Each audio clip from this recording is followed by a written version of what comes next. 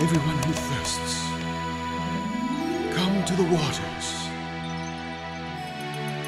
Come and eat.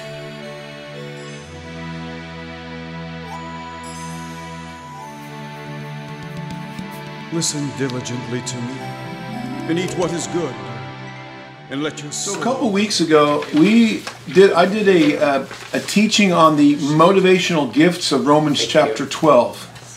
So I'm not going to go over that again. And that was part one of this teaching. And so we did an overview about these gifts. Romans 12, 6 through 8. There's 7 of them. And everybody is born with one gift. Some have more than one. And eventually, as we mature in Yeshua and become more and more like Him, eventually we will be operating in all of these gifts to one degree or another, hopefully. But when we are born, we have maybe 1 or 2 dominant gifts and maybe some less prominent ones. And if we know what our gifts are that we were given at the time, and again, I covered all of this 2 weeks ago, and I have the video up on YouTube. If we know what our residential or our innate gifts are that He gave us at birth, these are different than the gifts of the Spirit and different than the fivefold ministry, but they work together, and we talked about that. I won't go through that here at this time.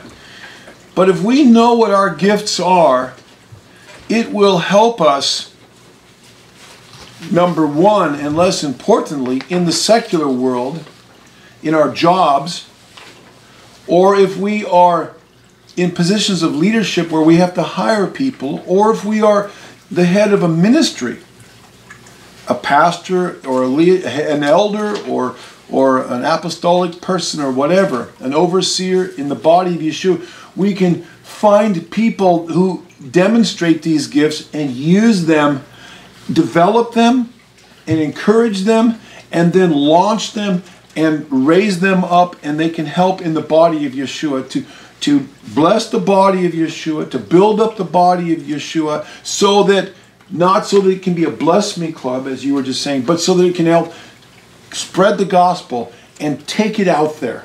Each person, somebody who is asked to be a teacher, and that's not their gift is the gift of mercy or service. They're going to have a hard time being a teacher when that's not their gift. Or somebody has the gift of leadership, and you ask them to minister to the sick, or people that need a nurse or a doctor. That may not be their gift. Now, we should learn to do that, but that may be putting the round peg in the square hole. Okay, so it's very helpful. So what I gave you this, you can take it home and look at it. What is your motivational gift? It's very important that we not just fill our heads with head knowledge. The Hebrew roots, Messianic movement, whatever label of men, and I'm not into labels you want to call us. We are so full of head knowledge. It is sickening. I'm not against knowledge. I'm not against anything that comes from this. But the purpose of this is so that we can become servants of the Most High. Why? You know, when Elohim gave Israel the Torah, it wasn't so that they could just sit in the land of Israel, in the promised land, and just sit there and learn about the Torah and study the Torah and let's all practice the Torah. No. He put Israel in the crossroads of 3 continents, the navel of the earth, the belly button of the earth. It was the apple of His eye.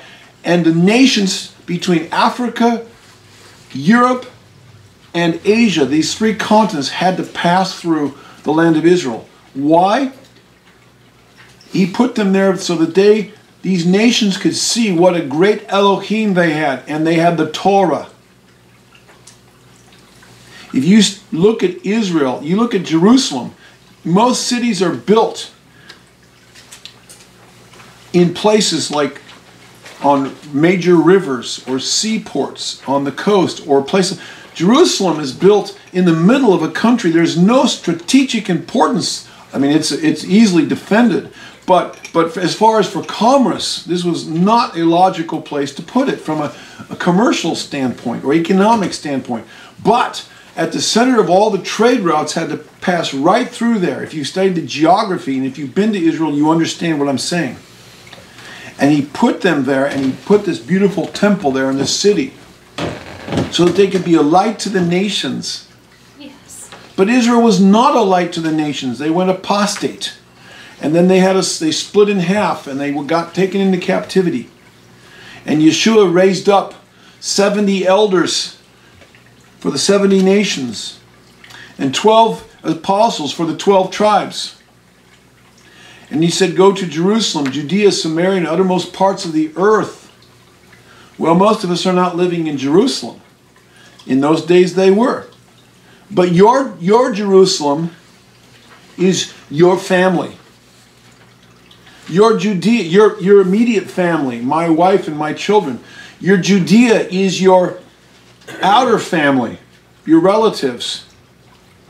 Your Samaria is the people around you in your society, your community. And the outermost parts of the earth is going to Africa or South America, or if you're a missionary. That's how that applies to us. And so that's what these are for. And to absorb head knowledge and all kinds of, know about all the yuds and the tagin of the Torah. That's wonderful. But we have to be able to use it ultimately to advance the kingdom. And that's the apostolic message that many are not preaching. They're preaching Torah, Torah, Torah, and that's wonderful. But that's not what the apostles taught. They taught the Torah. But they taught the gospel message, Yeshua, and it brought people in. And then Moses is taught in the synagogue every Shabbat. And then they learned the Torah. Now that we come to Yeshua, now that we know what sin is, and sin is the violation of the Torah, let's not go violate the Torah, and let's walk in the paths of righteousness, which is Torah. Let's learn how to love Elohim with all of our heart, soul, mind, and strength, and our neighbor as ourselves, as the Shema says. And then let's take this message of love and of Torah obedience through Yeshua the Messiah by the power of the Ruach HaKodesh out to the people around us. And so these motivational gifts will help us to do that. That's one part. But when we know what our gift is, our gift is the prophetic. And I'm not just talking about foretelling the future, but forthtelling the word, speaking the word of Elohim under the inspiration of the Ruach HaKodesh, and speaking it forth to move people and to touch people. The oracles of Elohim open up the word and to speak out the will and the heart and the mind of Elohim. And yes, I have prophesied, and we should all be doing that as the Spirit leads. But the gift of prophecy is as the Spirit, as the Ruach wills. But the ministry, the residential ministry of prophesying, it's the Greek word propheteia, it's not just predicting, but it's taking the word of Elohim under the inspiration of the Spirit and applying it into people's lives and situations. And that goes hand in hand with being a teacher. I'm a prophetic teacher. That's my primary gifting, a prophetic teacher. And I also have leadership. So this is what it's about. So the gifts, of course, are prophecy, ministry, teaching, exhortation, giving, leadership, and mercy.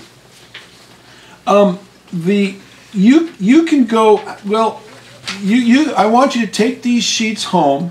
I'm going to go through these real quickly. Take these sheets home, and I'd like you to review that and see what your gift is. Maybe some of you know. Maybe some of you don't know, or you're not sure. It's really very simple. Your gift is what you enjoy doing the most. It is what Elohim, out of this list, something will ring your bell. That's what I like to do. That's what I just naturally gravitate toward.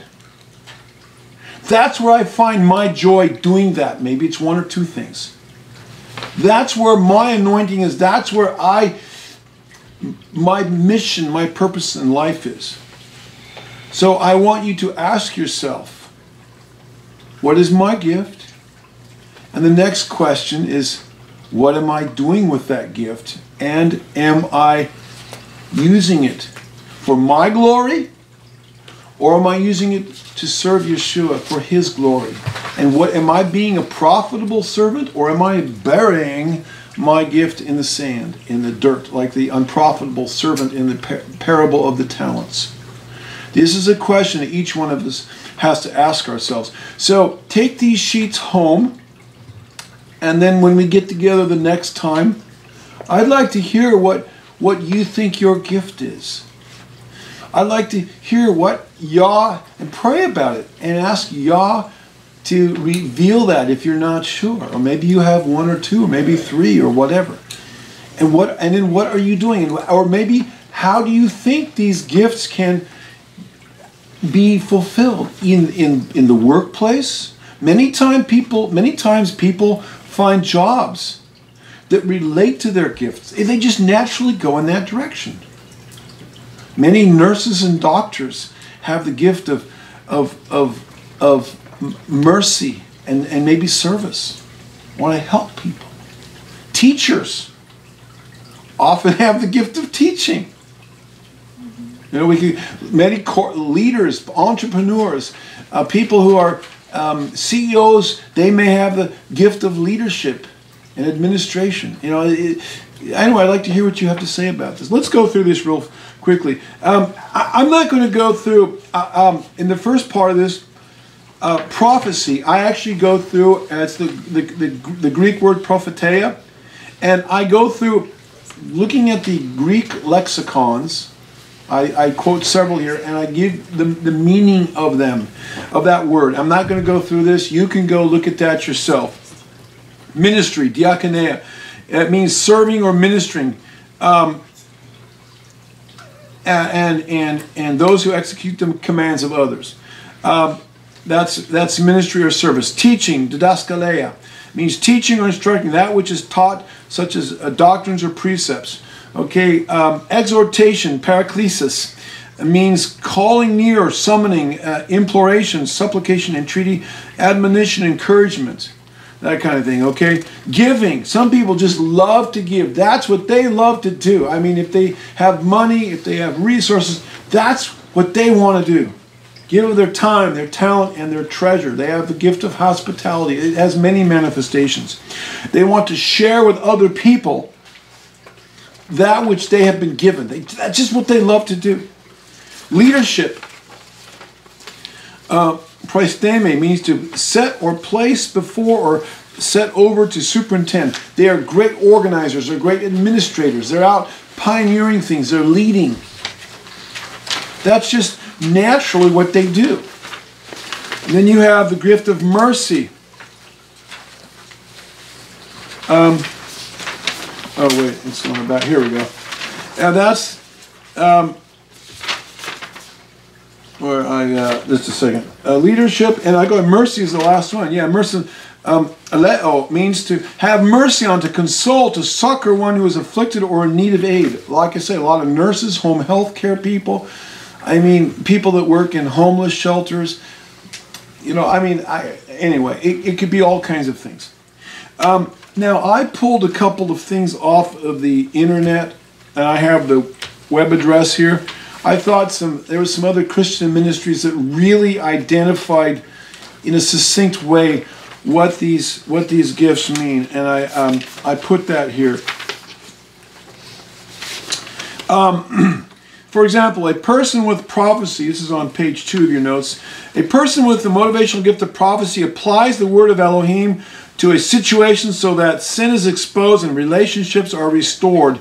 He or she has a strong sense of right and wrong and speaks out against compromise and evil. That's definitely, fits me. Serving. A person with the motivational gift of serving is driven to demonstrate love by meeting practical needs. Nurses, doctors, these kinds of people. The server is available to see a project through and to the end and enjoys doing physical work. A server needs to diligently apply the principle. Let's just read the first sentence. Teaching. A person with the motivational gift of teaching is passionate about discovering and validating truth. Again, that's something that I get excited about. A teacher is particularly concerned with the accuracy of information, especially church doctrine, is often gifted with research abilities. Again, that fits me to a T. Exhorting. A person with the motivational gift of exhortation wants to see believers grow to spiritual maturity. An exhorter is an encourager at heart and is often involved in the ministry of counseling, teaching, and discipling. I overlap into that too. When you're shepherding and pastoring, I want to see people raised up. I really want to see the gifts, and I want to see the fivefold. I want to see all that, and I want to turn them loose. Giving. A person with the motivational gift of giving wants to use financial resources wisely in order to meet the needs of others. Often people have the gift of giving. Often Elohim has blessed them with a lot of finances and other resources so that they can do that. It's wonderful, because there need to be those kind of people that can help fund and help. Not all of us have a lot of money. Organizing. The gift of organizing or leadership. A person with the motivational gift of organizing is able to accomplish tasks and solve problems through analysis and delegation. An organizer often discerns the talents and abilities of others and knows how these individuals can best serve within a ministry or a particular project. To be a good pastor, you need to do that. To be a business owner, I've been a business owner for 30-some years. You have to know that. I've had employees. Otherwise, you're going to be not very successful, because, anyway, you're putting the wrong people in the wrong positions. Let's see here. That was page 2. Page 3. Oh, yeah. Now, if you drop down page 3, there's another website that I have here, which you can link to. They explain prophecy a little bit differently, but I thought it was good. Those with the motivational gift of prophecy are the seers of the eye, or the eyes of the body of Yeshua. They have insight, foresight, and act like watchdogs in the church. They warn of sin or reveal sin. They are usually very verbal and may come across as judgmental and impersonal. I get emails all the time about that. I got one the other day. It's just like, no, I'm not criticizing you. I'm criticizing the false teachings and the false doctrines in the church, and I'm criticizing the leaders that should know better, but I'm not criticizing the people. People just can't make that distinction because they get their feelings hurt so easily. Anyway, they warn of sin and reveal sin. They are usually very verbal and may come across as judgmental and impersonal. They are loyal to truth over friendship and serious and dedicated. So people like that, they don't have too many friends. I think I'll leave on that note. Okay, bless you. We'll see you later. I hope it didn't offend you. No, I know you better than most. Good, all right, good, thank you. We'll see you later. Nice meeting everyone. Ministry is serving. Those with the motivational gift of serving are the hands of the body. They are concerned with meeting needs. They are highly motivated doers. They may tend to overcommit, but find joy in serving and meeting short-term goals. Teaching. Those with the motivational gift of teaching are the mind of the body. They realize their gift is foundational. They emphasize the accuracy of words and love to study. They delight in research to validate truth. Giving.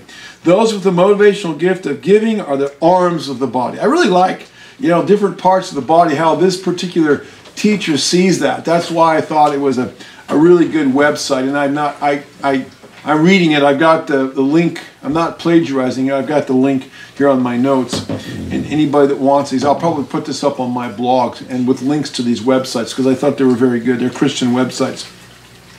Those with the motivational gift of giving are the arms of the body. They truly enjoy reaching out in giving. They are excited by the prospect of blessing others. They desire to give quietly in secret, but will also motivate others to give. They are alert to people's needs. They give cheerfully and always give the best that they can. Exhortation or encouragement. Those with the motivational gift of encouragement are the mouth of the body. Like cheerleaders, they encourage other believers and are motivated by desire to see people grow and mature in the Lord. They are practical and positive, and they seek positive responses. Administration or leadership. Those with the motivational gift of leadership are the head of the body.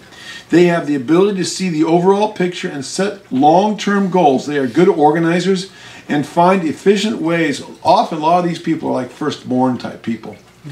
That's all a very interesting. Birth order is a very interesting thing here. But anyway, they have the ability to see overall pictures and set long-term goals. They are good organizers and they find efficient ways of getting work done. Although they may not seek leadership, they will assume it when no leader is available. That's been my case many times. I'm happy to let somebody else lead because I don't like the headaches. But when there's nobody else doing it, that's why we started congregation. That's why we started Sakota Northwest. That's why we put out biblical calendars. That's why I put out teaching.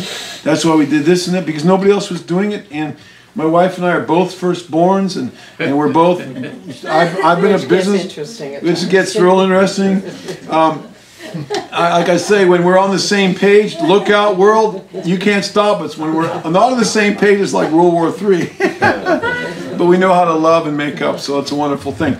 But we complement each other. And Yah has used it, and I praise Yah. That's why Yah told me to marry her almost 27 years ago, before I even really knew her very well. We were like you.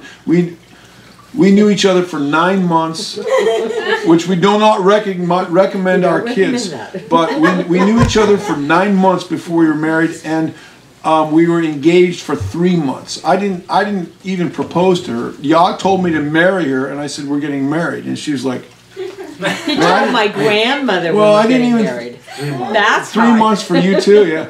Yeah, well, 27 years ago and 4 children, so and all of the fruit. So Yah has kept us together by His grace, and I praise Him for that. And I've never looked back. And even in my darkest times of our marriage, I say, Yah, you told me to marry her, and I know it's good, and I know it's the right thing, and I needed her. I need a strong woman to help me, because it was part of my spiritual growth and development, and I'm a much better person because of it. So I praise Yah for it. Anyway, and in mercy, those with the motivational gift of mercy are the heart of the body. They easily sense the joy or distress in other people and are sensitive to feelings and needs. They are attracted to and patient with people in need and motivated by the desire to see people healed of hurts. They are truly meek in nature and avoid firmness. That's not always my best suit. I try. So we all have areas to grow in. So why it's good to know these things, it's not just so we know what our gift is and are we functioning in a way in Yah's. Remember Romans 12, we went over this last week, but Romans 12, it starts out by saying, be living sacrifices. Well, let me just read that. In verse 1, it talks about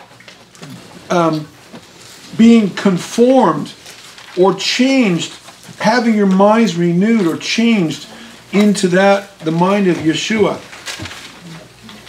And then it says here, let's see, I beseech you, verse 1, Romans 12, I beseech you therefore, brethren, by the mercies of Elohim, that you present your bodies a living sacrifices.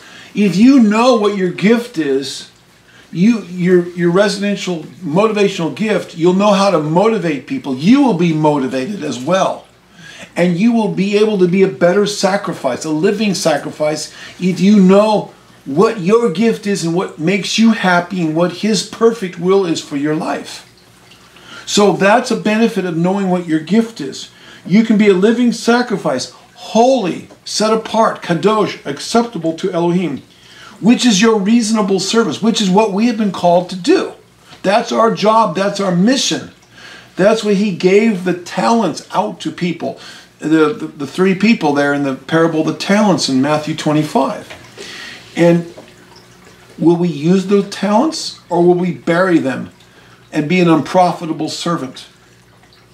Do not be conformed to this world, but be transformed by the renewing of your mind, so that you may prove what is the good, acceptable, and perfect will of Elohim. Knowing your talents, knowing your gifts will help you to be a living sacrifice as you are moving and walking in doing his perfect will. There's a good will, there's an acceptable will, and there's a perfect will. Most of us probably don't spend all of our lives in the perfect will, but that should be our goal. That's what I want to be. That's where I am going to be the most useful for his kingdom. I'm going to be the happiest, have the most joy, doing what I have been called to do, not do somebody else's job. So knowing our gifts will help us to do that, but also knowing our gifts and knowing somebody else's gifts will help us to respect them. My wife's gift may not be my gift. If I'm trying to impose my gift on her and say, you need to do it this way, and that's not her gift, there's going to be friction and conflict in our marriage. Or if I do that to my children, or if I'm an overseer over a congregation and I'm trying to raise somebody up to do something and that's not their gift, there's going to be strife and contention. So we need to know each other's gifts so we can respect them, encourage them in their gift, and they can encourage us in our gift, and we can all work together as the body of Yeshua. Amen? So it actually is something that can help marriages and families and congregations, and all at the same time help to expand the kingdom. Amen?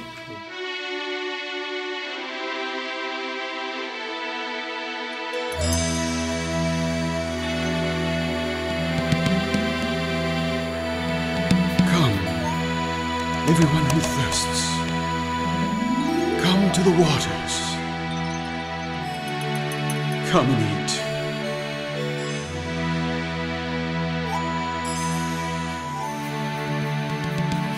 Listen diligently to me, and eat what is good.